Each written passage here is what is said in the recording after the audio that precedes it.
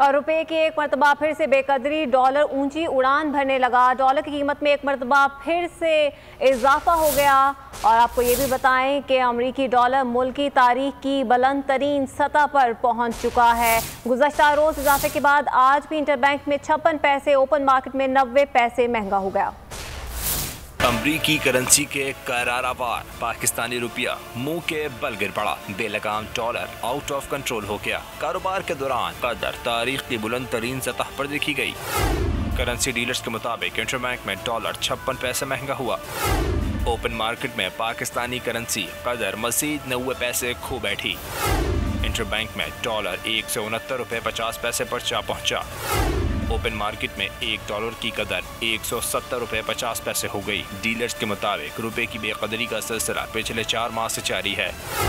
मई से अब तक डॉलर 17 रुपये 22 पैसे महंगा हो चुका है। माहिरीन कहते हैं रुपए की बेकदरी मुल्क पर कर्जों का बोझ मजीद बढ़ा देगी। पेट्रोलियम मसनूआत समेत दरामदी अशिया की कीमतें बढ़ने से महंगाई का नया तूफान आ सकता है।